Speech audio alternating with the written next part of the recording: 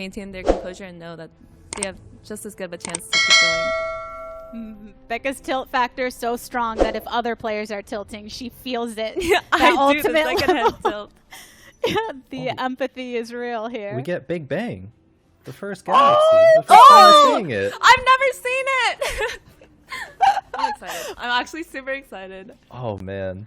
Okay, I actually want to bring up a point really quick. I was speaking with Mismatch Socks a little bit a couple of days ago on his thoughts about coming into this tournament with a new Galaxy, and he was kind of concerned about being able to adapt and didn't really like, the thought of playing with a new Galaxy in this specific tournament. So it'd be interesting to see how Socks places with that in mind. He's had, he had a decent placement in game number 1, I believe got 3rd, and then, barely missed out on top 4 last game with a 5th place, but still, he's in a solid spot to be able to move on to tomorrow if he continues playing well. So really curious to see how Socks will play this game out. As you just saw on your screen, for everyone that may not be familiar with Big Bang, being that this is the Galaxy that was added specifically for 10.18, it's basically a combination of previous Galaxies all in one. You get a free reroll each round, there's loot orbs dropping from minions and monsters, you get a force of nature. And while this means a lot of extra resources, sometimes that can be a bit stressful almost. We see that happen in cases where you get overloaded with items. So I'm curious as to if you both were competing here today, obviously not having played in Big Bang before. What do you think some of the challenges are going to be, being that some of the players do seem concerned that they're going to be unable to adapt to this new Galaxy? Caroline? Yeah, so I think I heard a very smart approach from some of the players about how to how to approach this Galaxy, which is treat it basically like trade sector, because that's how the pacing of the game is going to be. You're rerolling early, finding a bunch of units. We see Mismatch Socks here having a bunch of Jarvans and Zayas, might go Blade Masters, but anyway, you're just going to have to be able to adapt to itemizing more units. Like, you're going to be able to itemize a tank and a couple of damage units as opposed to just going 2 damage units or 1 damage unit and 1 tank. Getting that free force in nature, you're going to have oh my sorry. Yeah, no, so that's sorry, a wonderful interjection, because Socks is definitely going to be able to go BMs and itemize multiple carries, which he likes doing anyway with Blade Masters. We know that he likes going, that Master Yi composition and likes to itemize the secondary one from there. So just super excited. We're going to be able to get a Force of Nature as well, so you'll be able to hit that 6 BM power spike even earlier, even going as far as to slam that Giant Slayer right now. Socks definitely has a game plan in mind here. You do love to see it. I mean, when we had a trade sector match earlier, we saw what the impact of Shredder Zaya can have, and I heard y'all talking in the cast about the reasoning for why she's fallen off, not necessarily because of the unit, but maybe some of the bag sizes when more single cost units have been added in. But now that we're in this Galaxy where you get those rerolls, a lot of these resources available to you, you could see that. And Becca, I know you've talked about how Socks loves the Blade Masters, even though during the qualifier he did have to pivot there a bit in the end. Mm-hmm. And he gets another Zaya. It's Blade Masters, not the Blade Masters he's used to or wants to play. But Socks didn't we see someone win with Shredder today already? Yeah, we first did. with it. Yeah. All right, let's go, NA. This is it. Yeah, I think that was Shoemaker from Lobby 1 who did end up winning a game with those 6 BMs and that Zaya. And we're on round 2-2, and Socks already has 7 Zayas. Like, on trade sector, he's going to hit maybe even before the Terror Bursters or the Krugs round. Oh yeah, Terror Bursters. Yeah, the official name for it. Little known fact, and it's actually called Terror Bursters. Very little known. Okay.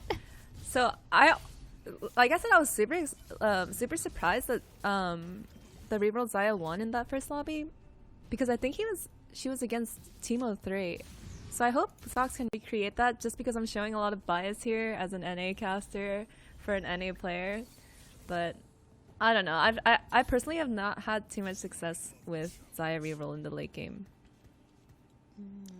Yeah, I'm trying to remember exactly what he had with the Zaya when we saw it earlier, because I think he was working towards a few 3-stars too. I believe the Shen was also pretty tanky in the front and was taking a lot of that damage, and the Zaya just wasn't getting accessed as much, so she was able to just get those single target removals over time. I think Shoemaker also had an Aurelia infiltrator in that comp, so I can see like it being very strong. Yeah. Think we'll see an infiltrator Jinx again today. Maybe so. An interesting decision there. But going back to Sox here, I actually chose to sell the Shen pair in favor of making Econ, so wants to get up to 30. I think Sox is one of the players, if not the player, who kind of originated the slow rolling technique instead of hyper rolling. I know he definitely favors that, so wants to get up to 50 gold as quickly as possible. And also another quick point, I wanted to sort of play devil's advocate with you, Becky, you know, showing obviously the NA bias, and I want Sox to do well, obviously as well, you know, being an NA caster. But I think we have seen so much strength so far with a couple of games of Zhuan-Zi. I wouldn't be surprised if Zhuan-Zi, you know, very clearly is a dominant force in making it to day 2. But also, you know, I'm curious to, in the future, check out KC Double, because comparing him to Sox specifically, Sox spends the vast majority of his time playing TFT. He very rarely, if ever, watches or researches the game outside of just playing. But KC Double is a player who spends 70%. That is what he told me, at least. I don't know if that's yeah, it is. So if that's misinformation, Sox baiting me, then so be it. Mismatched information. Yeah. Mismatched information, perhaps. Perhaps I'm not baited. He's trying to bait everybody. Yeah, he's like, no, I this is what you got to do. It is a 5-head play where he's trying to throw us both off so that whatever we say on the cast doesn't jinx him. But I remember him telling me that he does he does enjoy watching other regions play, and that like he respects a lot of the other regions and tries to learn off of them. Yeah, but that was a hold back. It's a good strategy, just in the sense of being able to, not necessarily because you think another region is better, but because if they're doing something different that you weren't thinking, it's always great to open up those possibilities. Yeah. So he did, like Krun was saying, he did. So I think when there was a big question about whether or not hyper rolling was better than slow rolling, Sox was the one that came out with a bunch of information, like saying that he did the math and calculated that at a certain point, slow rolling is so much better than hyper rolling, while hyper rolling is really good in certain situations. So he did definitely put out a lot of info for players in deciding what they're going to do. Crowan, when you asked Sox and he told you that he mostly plays, did you take that to heart and start pivoting away from research, or did you think, I'm going to stick with my ways? I mean, he only told me a couple days ago. I guess I just bring that up to kind of compare the two playstyles. If assuming that what Sox told me is correct, maybe it is not. But assuming that is how he approaches the game, a player like KC Double, you know, dedicating 70% of time to researching, like 30% of time to playing the game, shows how both playstyles can be viable. It just comes down to what works for you and what your personal preference is. And I think that's so fascinating from a competitor's standpoint, that there is, you know, a game like this in TFT that you can approach it so differently and to still have very same results. You know, these players are the 0.0001% of the world making it to this finals world stage here. I agree. This is one of the only games I feel like you can say that in current esports, the current esports landscapes. Yeah, it reminds me of, I don't know, if you'll remember back in school, and they're like, you're a kinetic learner, or like all of those different things. Like you learn by doing, you learn by reading, and all of that. I feel like with TFT, you can kind of lean into whatever works best for you. Do you learn by practicing and getting the reps in, or by watching those that have done so a lot? But we are here towards the end of the second stage. People are starting to lock in a bit more to some of the comps. Yep. Have either of you guys gotten the chance to play on Big Bang yet? No. Personally, I have not. Sadly. So this is the first time I'm seeing Big Bang as well. Yeah, I haven't gotten first time, it yet. First time even seeing Big Bang, to be honest. I wonder who that's the case for in Game 2, because it's not necessarily a matter of reps to get it, it's just, did you get it? Yeah. I mean, with it being, you know, not introduced until very recently, maybe some of these players haven't, or at least I've only gotten a couple of games on it, so maybe their style isn't going to be quite as solidified here going into this game. Yeah, Did you see and it does. oh yeah, sorry. Oh, no, I was actually just about to ask you about, because we're getting to see some of the differences that come through the Galaxy, like the 3-star Leona with the Ionic Spark. But do you think that is just because you're rolling into it more? Might as well get these that you don't normally prioritize? Yeah, he is just picking them up because I think he's naturally rolling them. But you saw him make the decision. First, he had the Blitzcrank in for the Chrono buff, and then he switched it out for the TF because then he had the possibility of making interest because Blitzcrank is obviously worth 2 gold and TF is worth 1. And then instead he just ended up selling the Vi, which I think Crowan and I were talking about earlier, how we would probably always sell the Vi even if we're playing Cybernetics just for the eco. And it was interesting because he lost his streak of 3, which isn't that big, in order to maintain eco. But it's not like the Vi was going to save him in that board. So and it's just a series of a lot of decisions. I'm kind of just rambling because I'm thinking about how I would play. So I'm sorry, but it was interesting seeing how he thought through what he was going to play in that round. Protect the streak, don't protect the streak, etc. Yeah, I think that's great. I love hearing you kind of talking through that process of making these decisions because it's a lot more deep than just deciding to click one thing compared to the other, right? And there's not necessarily one direct path that is correct. But the decisions you make sure do stack up. Oh, we see an Ashe. So snipers in general, we did see some Teemo earlier. I don't think we've seen a lot of Astro snipers as a pairing yet today, despite it being popular generally speaking. But there were some Ashe arrows during the last couple games that were very key in getting that CC.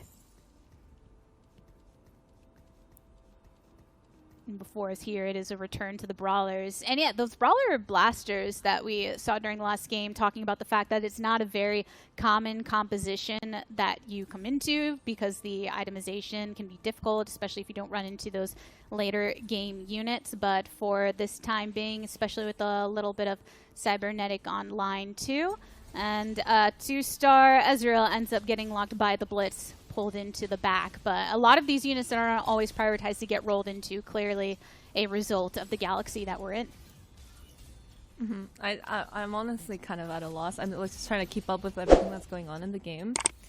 People have much stronger boards than you would expect at this point in the game in any other Galaxy.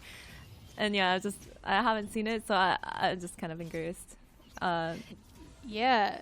I mean, that's probably one of the most difficult things I would imagine with the Big Bang Galaxy is what you're used to checking when you're scouting and what you're used to trying to think would happen at certain points within the match isn't going to be accurate. Like we've seen, for instance, how important that positioning is to get your Shaco to hit the right unit right in past games. But if there's multiple units just kind of across the board because everyone's getting these items, everyone's leveling up these units, it becomes more difficult to figure out which exact target you should be targeting. And some of the items that are meant to do those, like Zephyrs and things, may even lose value because of that as we get later into the game and these boards are just so dense throughout. So I think when they were scouting, we saw Sox hit the Xayah 3, and he went for the belt on the carousel, maybe to make a Hormox for his Jarvan. Oh man, there's actually so much going on. I actually want to play on the live servers as soon as this is over to try to play this Galaxy. Yeah, this Galaxy is really shaking things up, and it's it's so really, fast-paced. really cool to see. Yeah, it's not just fast-paced; it's like extra, ultra fast-paced. Oh, agree. Because Trade Sector, Jarvan 3 as well by Panda there. Trade Sector not only makes it even more fast-paced because you're going to be spending a lot of gold buying, but then you get a bunch of gold and item drops from it being treasure trove as well. So it's just so much going on. I definitely agree with your sentiment there. Yeah, I'm just trying to keep up. It feels like, how usually when someone's scouting and it's a couple rounds or so, there's not much change between when you see that person the next. Maybe you'll catch it on the side if they get that single 3-star or something, right? But here it feels like every time we click onto someone else's board, it looks completely different than it did the last time because of everything that rolling into. We have to take 20 seconds just to look at it and be like, all right, what did you do now? Who was there? For sure. So They're much. like briefly panning over when they're scouting, and I'm just like, gold unit, something. Like everything is so strong. Yeah, even here too with Slooper having the Battlecast spat and 6 Battlecast Yeah, already. That Force of Battlecast Nature spat. is like so key to have all this in right now. Oh my god. I think he just has to rush to find the Urgot now. Get in 8 Battlecast if he can. Well, I hope he finds another Battlecast spat at least. Yeah, It'd be fun to I see. mean, it's treasure trove, so the chance of getting a It is spatula is going to be treasure higher trove. than usual. Yeah, It is everything, Crowin. it is. I'm so confused. It is everything man. and your mama and your daddy, and it's just all jammed Exactly. into a single galaxy. I feel like we went into one of those shows where there's multiple dimensions and they've just collapsed upon each other, and now we're Yeah. caught in the middle. And look at the Kog'Maw items. They're just perfect. Oh. Yeah, he Oh, had yeah. those on he was holding it on the Blitz too for a while, so it's so good. Just that forward thinking, being able to build those items as you're getting them so rapidly, having a feeling of where your comp may be going. Yeah, and is 1 Graves, 1 Nocturne away from tier 3ing those is a little bit far away from the Kog'Maw, but with all the other tier 3 potential, like there's no wonder that Slooper is on a win streak now, and if he hits those other ones, he'll probably keep win streaking for a while after that as well.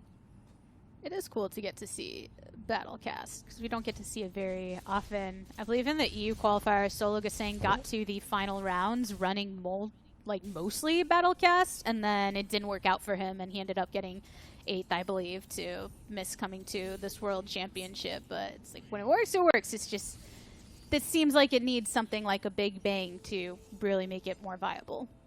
Yeah, he's level 7 now. 4-1, level 7, has all his 1 costs upgraded. I guess he didn't get the Graves, but I don't think it's that big of a deal mean, from here. Has a Nico, considered Nicoing the Graves actually, and yeah, Okay, it does it got right it. there. So 4 tier 3 units while being on stage 4-1, level 750 gold. You will never see this unless you're on Big Bang Galaxy. And that's also the nice result when you're having those lower cost units being a part of this comp. He's able to get these spikes earlier, because some others are working into it too, but they're having a lot of 4 cost, 3 costs that they're eventually going to lean on for that carry potential, so not spending as much in those early stages. But right now, there is no worry from Slooper when he's got this strong of a board to be able to go into it. 5 streak for him right now at 65 HP. Yeah. And I was really excited because I think during that last PvE round, he got 2 golden orbs, so I thought he was going to get the spatula for the extra Same. Battlecast I was stat. hoping. But it was just a bunch of gold. Same. Gold's still good though. I don't get to see too many 8 Battlecast games because it does require 2 Battlecast spatulas. It's a lot harder to get. But I feel like whenever I do see it, it does really well. So I'm excited. He has a lot of gold. He's in a good spot. I want to see how he... If he doesn't get 8, I want to see how he does the late game. If 6 is enough. If 6 Battlecast is enough. Yeah, it looks like from here that 6 Battlecast could be enough, but there's always the, when you hit that 8 Battlecast, that's going to be winning the lobby. When you don't get 8, or you're stuck on 4 or 6, that's when it becomes to be a little bit more, it could go either way, I suppose you could say. Like, you could bot 4, or you could maybe win the lobby. It depends on how strong other people are at that point. But 8 definitely is probably a win. Yeah. Would be a great thing to see right now. He is deciding to level up Tate. He's built such a great econ for himself at this point, like we said, with a lot of these lower units being prioritized. So he's bringing the Sork buff. There's a lot of magic damage on here. Yeah. He just really wants the Urgot at this point, no? Yeah. Doesn't desperately need the Victor Urgot. upgrade? Yeah, because of the spat, you're right.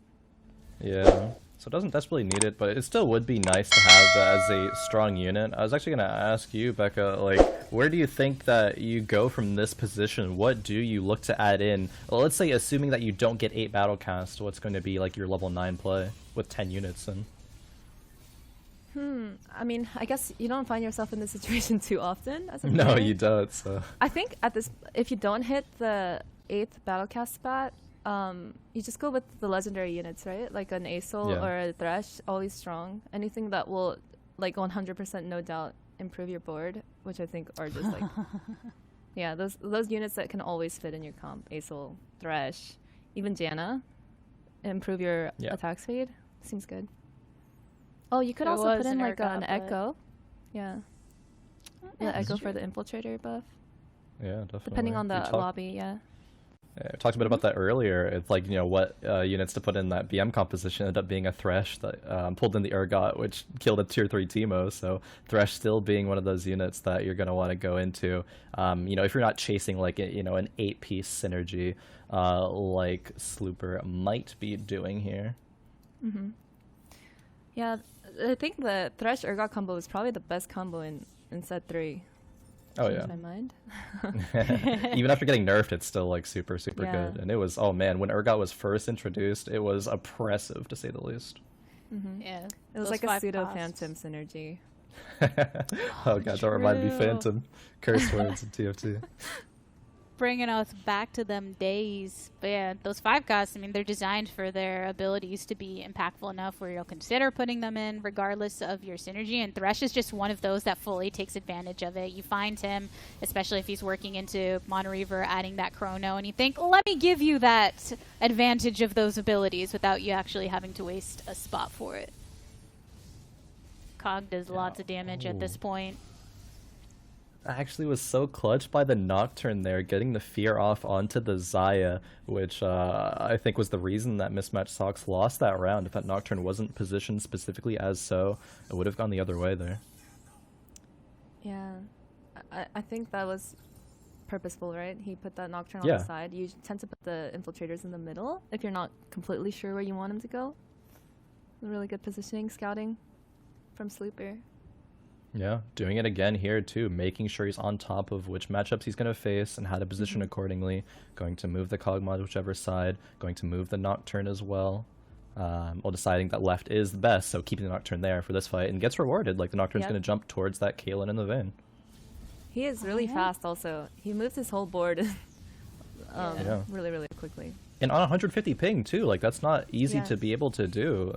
But really, shout outs to Slooper for able to being on top of that, and is going to continue the win streak now at 9 because of that. This win streak is going so well for him. It's not just by a few units in most of these cases, too. And, I mean, of course, when you have the cases like he was able to get that Xayah pretty immediately and that, you're going to have more units surviving. But it's nice to hit this hard because he's still at 65 HP at the top. Everybody is in, but Cupiditas at the bottom at 8. So that spread is starting to get much more distinct from top to bottom. Mm-hmm. Yeah, Socks and Cupiditas in danger of getting knocked out. One really bad loss for Socks can just end this round for him. Yeah. Maybe those Blade And- Masters aren't quite as good as he was hoping. I mean, he did say Yeah. that he wasn't as comfortable with Blade Masters recently. Yeah. So maybe that's kind of coming to fruition here. Okay, that was a lot of items. It's another Morello. We Or are a Morello.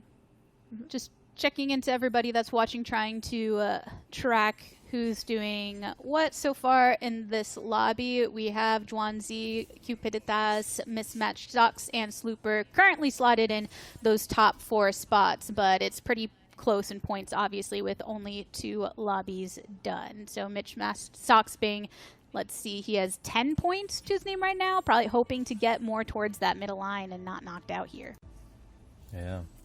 Yeah, so Socks does have the 6 Blade Masters in. He is level 9, but does not have the upgrades on some of his 4-cost units. I think this fight looks good for him. Rakan got a clutch ult off onto the Bane. Yeah, I think it was a Yeah. Rakan diff there. Oh, really, really big Oh, Rakan wait. diff. Oh my Yeah. goodness. That actually ended up being close in the end. The burn damage from the red buff on the Lucian, but Xayah didn't really have any interruption there. I feel like the Lulu's also been getting some pretty good polymorphs in some of these cases. Yeah. So who is he going to take out here? Because I think he wants to put in the Thresh with the Urgot on the bench. So he's taking out the Mystic buff. Yeah, I think that's correct here. I Yeah, think taking out the with the Mana Lulu at this Reaver. point. Yeah, Mana Reaver is just so good. You don't really need Mystic unless you're going up against. Oh, wait a minute. Was that intentional from Socks there? I missed it. What was it?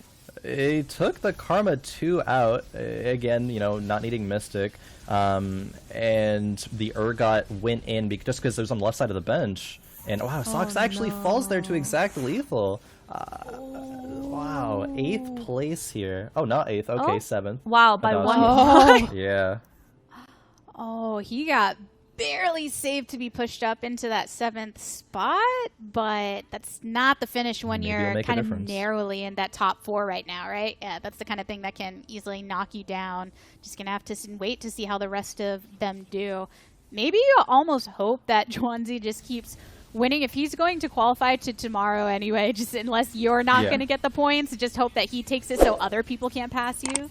It's okay if he's just way ahead of everybody in the end. That's true. Okay, the Urgot got a pretty big ult on a super tanky unit for AlphaGo. Yeah. Oh. Oh. These Nice. fights are so The kiting. close. Oh. Yeah, these are really close fights. Oh, Yeah. man. Maybe that's just what happens in Big Bang. Everyone's just so strong that the fights are just so explosive and so close. They're so strong in different ways. There's a lot of different comps being run here. It seems like a lot kind of dictated into what they were rolling into in this kind of galaxy. Maybe when there's so many more unknown factors, right? Trying to listen a bit more in tune to what's giving you. Yeah. Okay, let's see. AlphaGo grabbing that hand of justice there. Zhuangzi is one of the only player to be on a win streak right now with that mech. So seeing a little bit of prominence there. I wonder if mech could win another lobby. We did see it win once, right? But there was some concern if it can consistently do that. It worked out for him once. Maybe it'll work out for him again. Currently 5 in this lobby. Panda is also one of the ones that has been struggling towards the bottom with some of his comps. He's been having to share a lot of resources with others, and to keep himself in this, he really needs at least a top 4 finish here. Not exactly sure of the exact points, being that we are only in game 3 of 5, but it's starting to get to that point where another poor performance could pretty much lock him out. Okay, so you saw AlphaGo just move his thresh forward, even though his thresh had the Zephyr. If his thresh pulls forward the Urgot and it hits the mech, it's more likely to hit it if it's that close. But I think it was a little too close to the mech. Obviously, he still got the Urgot in, but would you guys have put the thresh that close in range of the mech so that he might just die before ulting? Yeah, I think second row is the sweet spot there. Yeah. Maybe wanted to Zephyr a specific unit, so he put for another the player? thresh there. Yeah. For another player perhaps. But if you're going to just go into that with the intention of eating the mech with the Urgot, I'm pretty sure always second row. So he has 4 Cybers in with his... he has Cybers in with 4 Chrono and 2 Fawns. Oh, man. He has 11 units in casual. No big deal. Nothing whatsoever. So he ends up putting the Zephyr on, waiting to see the positioning. Ooh. Hits the Lucian. Isn't a great hit there, but better than nothing. Yeah, still somebody in the back. Vi does luckily lock down the carry enough for Finn to be able to follow up with the damage. Double 61 gets a heavy hit. Yeah. Oh, man. It's just so strong there. The 4 Chronos is doing great. And Panda barely hangs on there as well, taking out Zhuangzi that round. It's pretty close, top barely. 6. Yeah, Top 5 this is Interesting Well, items there from Panda. The double IE jeweled gauntlet. Yeah. Oh, man. It's always, it's so fascinating to see what items that you do get when you're on, Big Bang here, but Treasure Trove usually with a triple item cane around. Do you have units that these items can go on? Like another Hand of Justice for Irelia, perhaps. Oh, actually, it works out really well. The Runans and the Disarm for Lucian has Blaster, so it can not only spread Disarm, but spread that rep buff as well. These are kind of like, not like perfect best case scenario, but this is pretty dang good for AlphaGo. Yeah, there's a lot of situations where you would just be bummed to see the Disarm, and I think this is where you can say, all right, you know what? Yeah, it's not bad. I'm okay with this. Yeah. And he's doing exactly that. The Lucian has been... I believe somebody else was running Lucian too, correct? There's another cyber player. Yeah. But he took out the Fiora, kept in the Lucian just because the items are so good, and he has Blaster buff in with the Chronos. Yeah. It looks pretty good because if you disarm the mech, it's so good. The mech is so He much doesn't have damage. Blade Master anyway though. Like there's no Riven or Shen in here, so getting rid of the Fiora I think is the perfect move.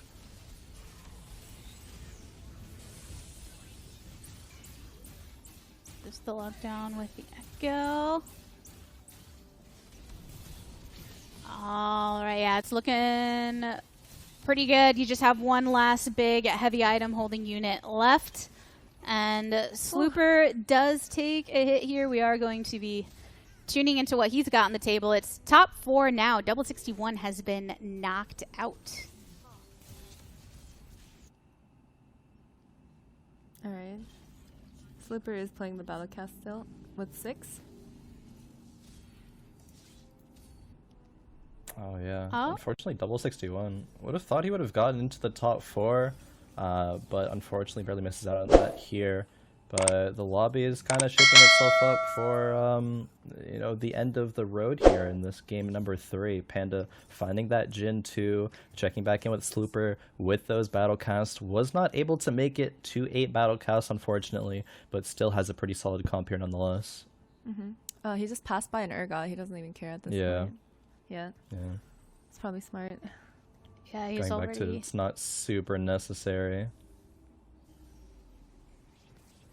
All right, let's see how this ends up pairing off. It's cool to be able to check in with Slooper after he's got some time to work on this.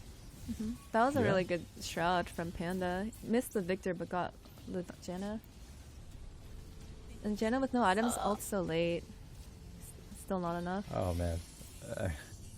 This is just... There's so many units alive left from Slooper here.